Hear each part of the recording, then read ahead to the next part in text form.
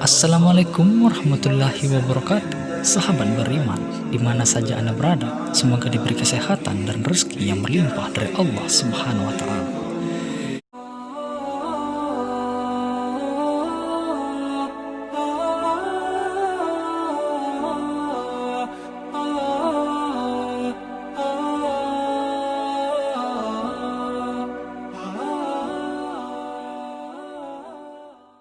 Can we have the next question from the brother?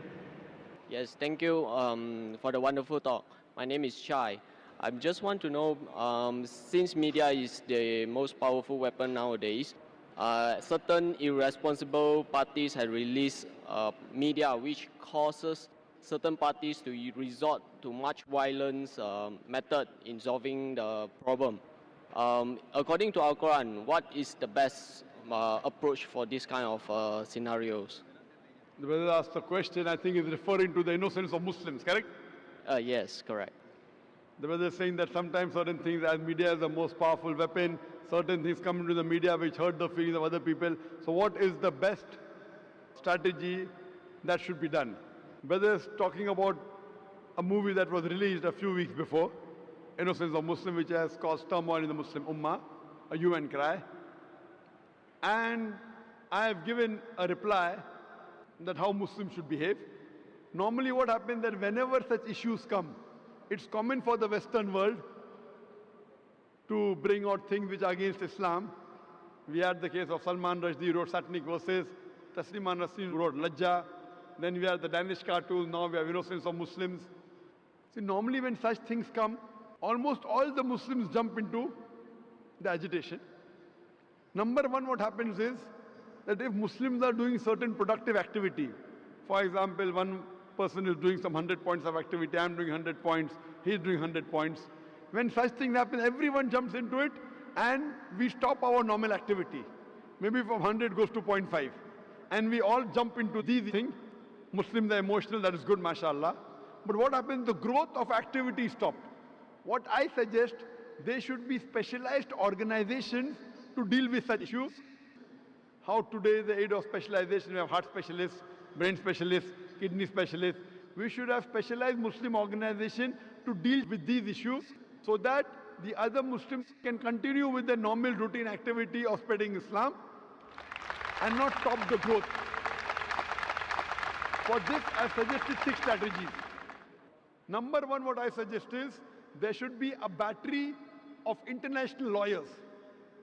The best lawyers from different parts of the world, maybe the best lawyers from Malaysia, from Muslim Gulf countries, maybe from India, maybe Sri Lanka, from different parts of the world, maybe best lawyers from UK, from USA. Whenever such things happen, we should file a case in the International Court of Law. I don't believe we will get justice. I know the International Court of Law is far away from justice, especially where Muslims are concerned. But at least we will put our point through. Have the best of lawyers.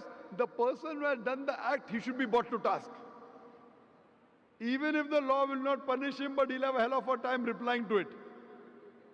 Number one, we should have battery of international top lawyers. If required, we should hire even non-Muslim lawyers.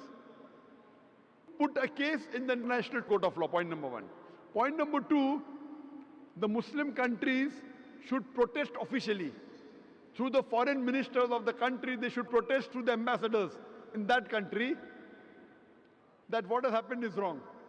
Whichever country is involved in doing this act, all the Muslim countries through the foreign ministry, through the ambassador should protest, number two. Number three, we should give an intellectual reply to that act. Intellectual reply to satanic verses, intellectual reply to Danish cartoons, intellectual reply to Lajja or to Innocence of Muslim. Strategy number 4, if we know the country involved in the act, if we know there is a dealing with the Muslim countries, there should be a ban in importing their products. The best example is during Danish cartoons, Denmark wasn't interested in listening to Muslims. So all the Gulf countries got together and they said, we banned the products of Denmark. They went in a loss of more than $1 billion. Then they wanted to sit across the table. Put a sanction against that country. If you believe in freedom of speech, we believe in freedom of using what we want. It's our wish whether we want to use Danish products or not. The moment there was a sanction against the Danish products, Denmark wanted to talk to the Muslims.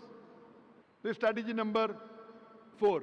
Strategy number 5, all the Muslims throughout the world should protest via email, via letters, via fax.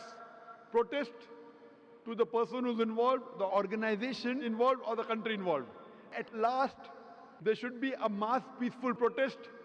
There should be a show of strength, a peaceful protest, but it should be peaceful. We should not damage the property of another country, should not hurt innocent people, should not indulge in violence. It is prohibited. We should not kill anyone of the same community. As I said earlier, it is haram in Islam. There should be a mass peaceful protest. A show of strength should be there. Millions of people should gather together, but it should be a peaceful march. We should not indulge in violence. If Muslims get together and do it intellectually, inshallah, we can give a fitting reply to such things. Hope that answers the question. Thank you. Can we have مولاي صل وسلم دائما